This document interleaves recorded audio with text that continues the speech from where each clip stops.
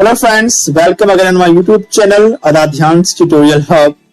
Friends, in this video you are going to learn about friendly microorganisms.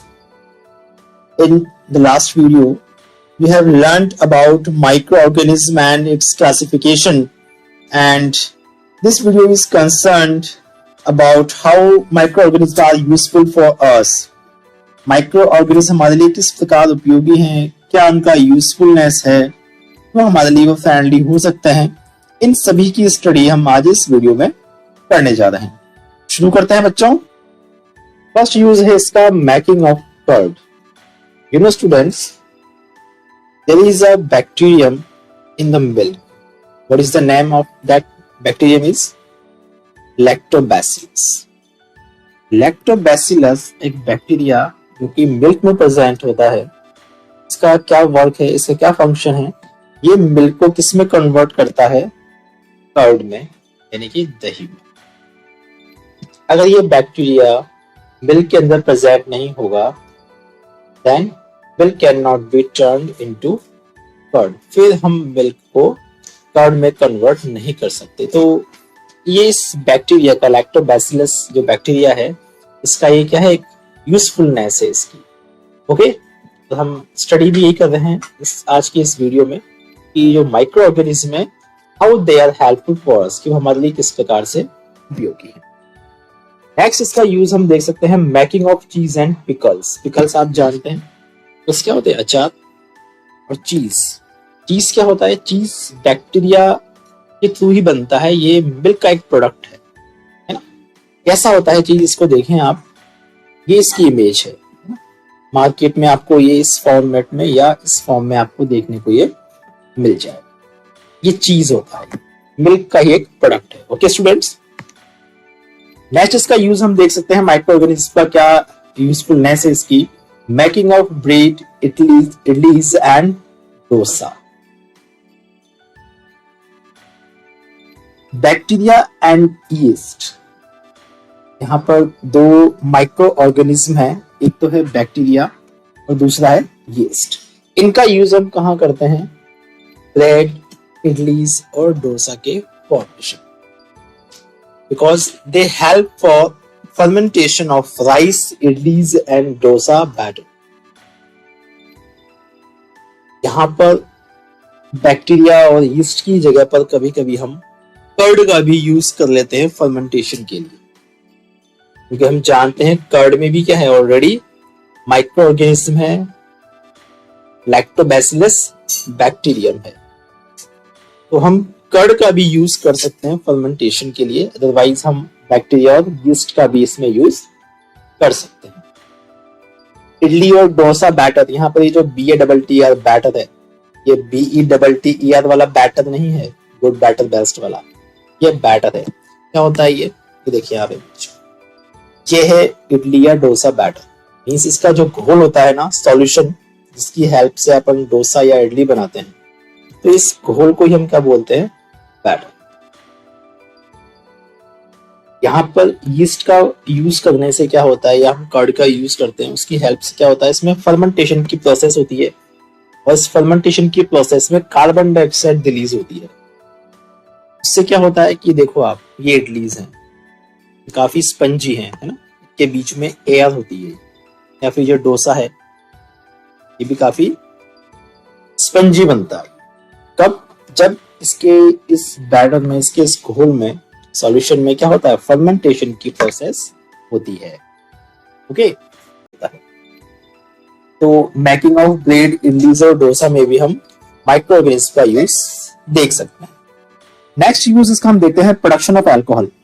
जब भी alcohol का commercial production करना होता है, इसका कमर्शियली बहुत ज्यादा क्वांटिटी में, उस केस में क्या होता है, यीस्ट को ग्रो किया जाता है ना। यीस्ट इज ग्रोन और natural sugars present in grains like barley, wheat, rice, crust, fruit juices etcetera. तो जहां भी शुगर प्रेजेंट होता है ना, ऐसे जो ग्रेन्स हैं लाइक बार्ले, व्हीट, राइस, इनमें क्या होता है, शुगर, कार्बोहाइड्रेट प्रेजेंट होता है। यहाँ पर जब यीस्ट को ग्रो किया जाता है, तो यहाँ ये क्या करता है, इसमें फर्मेंटेशन की प्रोसेस होती है, इससे इसका जो प्रोडक्ट बनता है वो क्या बनता है, अल्कोहल बनता है। इसमें फ्रूट जूसेस को भी काम में लिया जाता है, जैसे ग्रेप्स है उसका भी यूज किया जाता है, एप्पल जूस है उसकी हेल्प से भी अल्कोहल तैयार किया जाता है। अलग अलग तरह के डिफरेंट टाइप के लिकर जो है इसका प्रोडक्शन कर सकते हैं हम ना, डिफरेंट टाइप के जूसेस से। तो यहाँ पर अल्कोहल के प्रोडक्शन के लिए भी हम क्या करते हैं, माइक्रो ऑर्गेनिज्म का ही यूज ले रहे हैं। Sugar has been converted into alcohol by yeast. This process is called fermentation. This is the definition of fermentation. You can easily define whenever there is a question that what is fermentation or say something about fermentation या describe fermentation, ऐसा कोई question आपको मिलता है तो आप इसकी definition बना सकते हैं। In fermentation, sugar has been converted into alcohol by yeast. This process is called fermentation. Next इसका यूज हम देख सकते हैं production of antibiotics.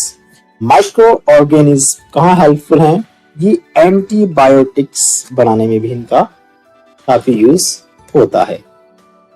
Antibiotics are anti microbial drugs that fight against harmful micro organism. Antibiotics क्या है, ये anti microbial drugs हैं, यानी ऐसे माइक्रोब जो डिजीज प्रोड्यूस करते हैं, डिजीज इनसे होती है, उनके अगेंस्ट में काम करते हैं ना, उनके अगेंस्ट ये फाइट करते हैं। जो जितने भी हार्मफुल माइक्रो ऑर्गेनिज्म हैं या माइक्रोब्स हैं या इनको हम पैथोजन भी, हार्मफुल माइक्रो ऑर्गेनिज्म के लिए हमने एक वर्ड यूज कर सकते हैं हम पैथोजेंस। तो उनके अगेंस्ट फाइट करने के लिए हम एंटीबायोटिक्स का यूज करते हैं। इनका प्रोडक्शन भी कहाँ से होता है, maybe some time of bacterias and fungis are used to form antibiotics. तो एंटीबायोटिक्स को हम बैक्टीरिया और फंगी से भी ऑब्टेन कर सकते हैं। जिसके एग्जांपल्स हैं एंटीबायोटिक्स के like streptomycin, tetracycline and erythromycin. नाम आपने अक्सर सुने होंगे जब कभी आपने कोई मेडिसिन यूज की होगी या कभी किसी के पास देखी होगी। तो ये कुछ एग्जांपल्स हैं एंटीबायोटिक्स के। एक पॉइंट आपको इसमें ध्यान रखना है, फाउंडर ऑफ पेनिसिलिन, जो पेनिसिलिन एंटीबायोटिक है जिसको फर्स्ट टाइम को इन्वेंट किया था, वो कौन था, अलेक्जेंडर फ्लेमिंग। ऐसा कोई क्वेश्चन पूछा जाता है आपसे कि who is the founder of penicillin antibiotic, then answer will be Alexander Fleming. Okay students, here there is a question, what precautions must be taken while taking antibiotics. जब भी हम एंटीबायोटिक्स लेते हैं तो उस समय हमें कौन कौन से प्रिकॉशन से, कौन कौन सी सावधानी, हमें क्या ध्यान रखना चाहिए, ये चीज जानना भी हमारे लिए बहुत जरूरी है और ऐसा कोई क्वेश्चन आपसे पूछा जा सकता है। First is antibiotics should be taken only the advice of a qualified doctor. Antibiotics हमें कभी भी अपनी मर्जी से नहीं लेना है जब तक कि कोई क्वालिफाइड डॉक्टर एडवाइस नहीं करता हमें, तो प्रेस्क्राइब नहीं करता हमें कि हमें कोई एंटीबायोटिक लेना है। इसके पहले तक हमें ऐसा कोई एंटीबायोटिक अपनी मर्जी से नहीं लेना है। You must complete the course prescribed by the doctor. अगर डॉक्टर ने आपको 3 डेज का या फिर 5 डेज का, जितने भी दिन का उसने आपको एंटीबायोटिक का कोर्स दिया है, वो आपको उसे कंप्लीट करना है। ऐसा नहीं है कि आपने 1 दिन का डोज लिया, आपको आराम मिला और आपने बाकी डोज छोड़ दिए कि इनको हम रख लेते हैं सेफ्टी से और नेक्स्ट टाइम पे बीमार होंगे तब कर लेंगे। ऐसा नहीं करना है, आपको उसका कंप्लीट कोर्स करना है। क्योंकि अगर आपने एक बार खाया है और आपको आराम मिल गया तो हो सकता है कि अगेन वो और ज्यादा बैडली आप पे अटैक कर सकता है और उस केस में हो सकता है कि वो एंटीबायोटिक आपके ऊपर असर ना करे। Unnecessary or wrong doses of antibiotics may make the drug less effective when you might need in the future. क्या मतलब हुआ, अगर आप unnecessary यानी आपको आवश्यकता नहीं है और आप तब भी एंटीबायोटिक्स खाते हैं या उसको रॉन्ग तरीके से आप एंटीबायोटिक्स को लेते हैं, जैसे आपने 1 दिन का लिया फिर गैप कर दिया, तो इस तरह से अगर आप इस हैबिट को फॉलो करते हैं, इन दैट केस क्या होगा, वो ड्रग आपके लिए, ड्रग यहाँ ड्रग का मतलब क्या है, जिस एंटीबायोटिक को आप इनटेक कर रहे हैं, जिस एंटीबायोटिक को आप खा रहे हैं, उसे हम ड्रग्स भी बोलते हैं, है ना। तो वो ड्रग फिर क्या हो जाएगा, लेस इफेक्टिव, वो कम प्रभावी होगा, उसका इफेक्ट क्या होगा, बहुत कम होगा। When you might need in future, जब भविष्य में कभी या फ्यूचर में दोबारा आप बीमार पड़ते हैं, आप उस ड्रग को लेते हैं, तो वो हो सकता है कि आपकी बॉडी पर इफेक्ट ना डाले। इसलिए कहा जाता है कि आपको एक तो डॉक्टर की एडवाइस से लेना है, कोर्स कंप्लीट करना है, अननेसेसरी या रॉन्ग डोजेस नहीं लेनी।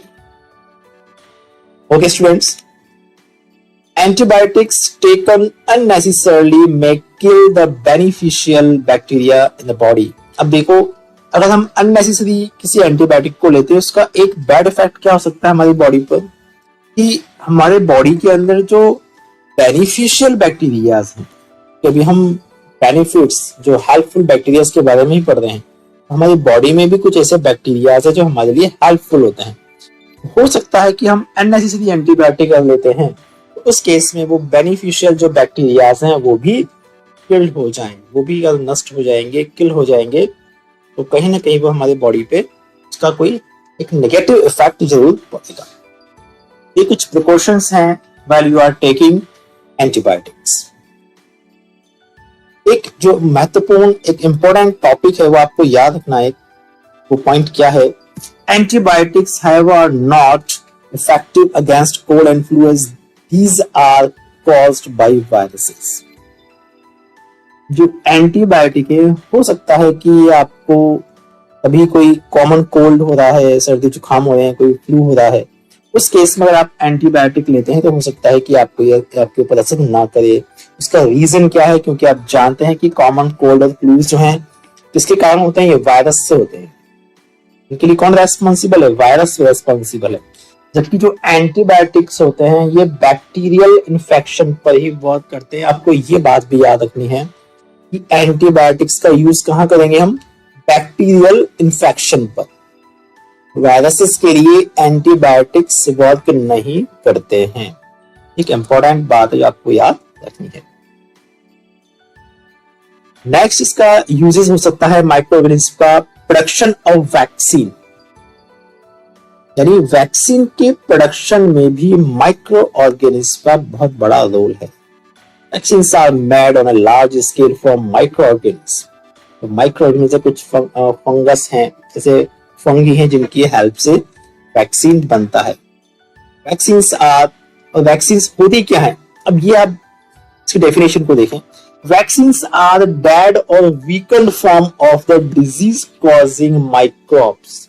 बहुत इंपॉर्टेंट स्टेटमेंट है ये। वैक्सीन्स आर डेड और वीकेंड फॉर्म, ये डेड है या वीकेंड, कमजोर हैं ये, ठीक है, वीकेंड फॉर्म है, किसकी है ये, of the disease causing microbes. ऐसे पैथोजन, ऐसे माइक्रोब्स जो कि हार्मफुल हैं, जिनसे कोई डिजीज होती है, उस डिजीज वाले जो माइक्रोब्स हैं उन्हीं की डेड फॉर्म, या तो वो कैसे हैं, मरे हुए हैं, या वीकेंड, अधमरे, कमजोर उनकी फॉर्मेट में है। यानी वो आपकी बॉडी पर बैड इफेक्ट तो नहीं डालेंगे, लेकिन एक्चुअल में क्या है, वो डिजीज कॉजिंग माइक्रोब्स ही हैं जो वैक्सीन के थ्रू आपकी बॉडी में इंजेक्ट किए जाते हैं। ये फंक्शन कैसे करते हैं इस चीज को हम देखेंगे अभी नेक्स्ट। एक पॉइंट और आपको याद रखना है, Edward Jenner discovered the vaccine for smallpox in 1798। सबसे पहला जो वैक्सीन था स्मॉल पॉक्स का, उसको 1798 में डिस्कवर किया था किसने, एडवर्ड जेनर ने। इस साइंटिस्ट का नाम भी आपको याद रखना चाहिए।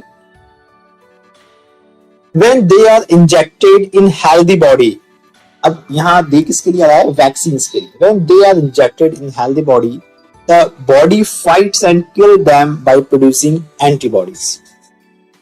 जब हमारी बॉडीज में ऐसे वैक्सीन्स, अच्छा बच्चों एक बात यहाँ ये आपको ध्यान रखनी है, एक वर्ड हमने पढ़ा था एंटीबायोटिक्स, और हम यहाँ बात कर रहे हैं एंटीबॉडीज की और वैक्सीन्स की। एंटीबायोटिक्स क्या है, antibiotics are certain drugs that we can use only when we are ill. जब हम बीमार होते हैं, किसी पर्टिकुलर बैक्टीरिया की इन्फेक्शन से हम कोई बीमार होते हैं, देन उस केस में हम एंटीबायोटिक लेते हैं। मींस जब हम हेल्दी कंडीशन में हैं, उस केस में हम किसी तरह का एंटीबायोटिक नहीं लेंगे। हम केवल बीमार होने पर, कोई डिजीज होने पर ही एंटीबायोटिक लेते हैं।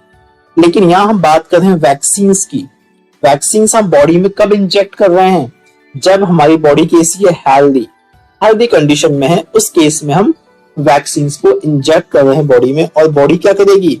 उस वैक्सीन में जो डेड और वीकेंड माइक्रोब्स हैं, पैथोजेंस हैं, उसके अगेंस्ट वो वर्क करेगी, उनको किल करने की कोशिश करेगी। उस केस में क्या हुआ? हमारी बॉडीज में एंटीबॉडीज का फॉर्मेशन शुरू हो जाएगा। और ये एंटीबॉडीज क्या होता है हमारी बॉडी में? हमेशा के लिए बने रहते हैं। That remains in our body forever. वो हमारी बॉडी में हमेशा के लिए बने रहते हैं। Several diseases including cholera, tuberculosis, smallpox, polio and hepatitis can be prevented by vaccinations. आप जानते हैं जब आप छोटे होते हैं काफी सारे आपको वैक्सीन लगते हैं, टीके लगते हैं, ठीक है। पोलियो की तब क्या करते हैं? ऑरल वैक्सीन लेते हैं इसका। इसके अलावा जनरली आपको क्या होते हैं? बाय इंजेक्शन के थ्रू आपको ये वैक्सीन आपकी बॉडी में इंजेक्ट किए जाते हैं। और ये वैक्सीनेशन वर्क कैसे करते हैं इस चीज को आप एक बार समझें कि आपकी बॉडी में एंटीबॉडीज कैसे बनते हैं वैक्सीन के थ्रू। अब देखिए जो छोटे बेबीज हैं उनमें जनरली वैक्सीनेशन किया जाता है। हालांकि उसके बाद भी किसी एक पर्टिकुलर एज पर भी, जैसे भी कोविड पैंडेमिक के टाइम पर क्या हुआ, कोविड की भी वैक्सीनेशन किया गया था। तो इस वैक्सीनेशन में होता क्या, मैंने आपको बताया था वैक्सीनेशन में क्या होता है। इस वैक्सीन के अंदर, इसके अंदर होते हैं माइक्रोब्स, जो पैथोजेंस हैं, जो हार्मफुल वायरसेस या बैक्टीरियाज हैं, ठीक है, जो हार्मफुल माइक्रोब्स हैं, वो क्या होते हैं? इस वैक्सीन के अंदर मौजूद होते हैं।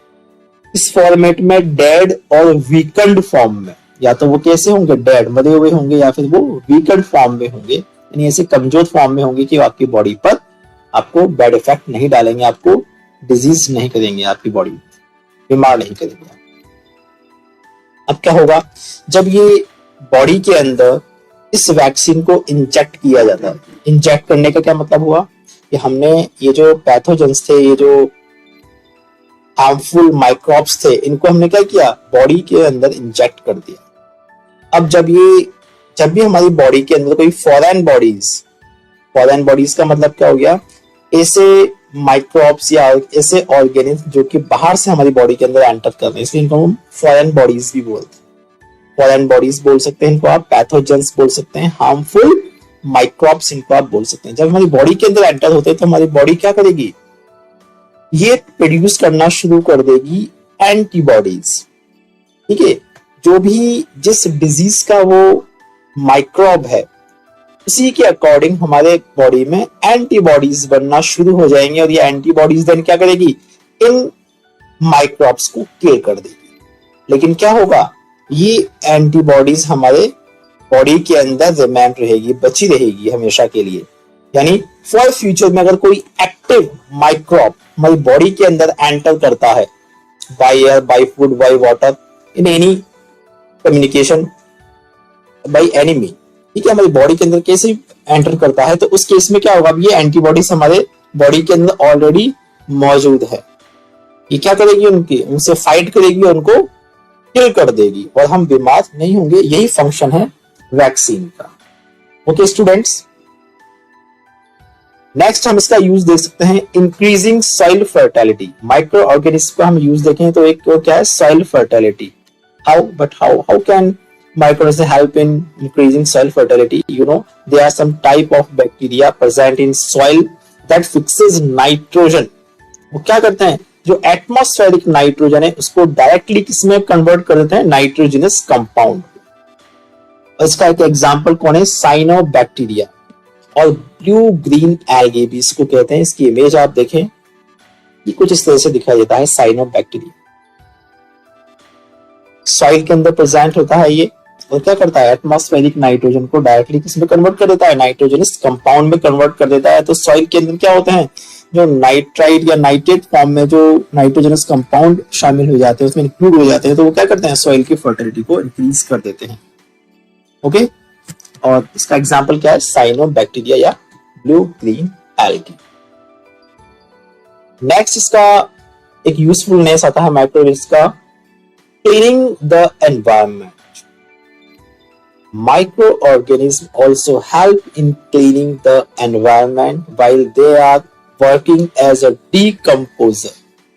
कि जो माइक्रो ऑर्गेनिज्म है वो किसका फंक्शन करते हैं, डीकम्पोजर का काम करेंगे, और वो एनवायरनमेंट में जो भी वेस्टेज है, means microorganisms decompose or degrade the harmful and smelly dead substances and thereby clean up the environment.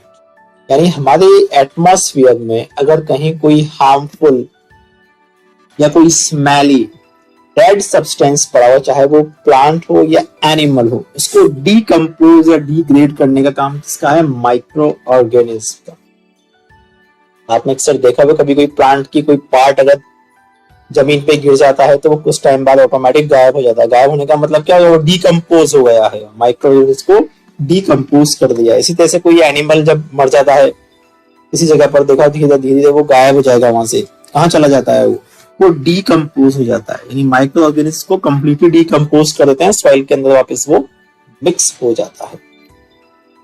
Okay students, तो आज आपने इस वीडियो में जो भी हेल्पफुल माइक्रोब्स हैं, माइक्रो ऑर्गेनिज्म हैं, उनके क्या क्या यूजफुल हैं, वो किस तरह से यूजफुल हैं, इन सभी को आपने सीखा।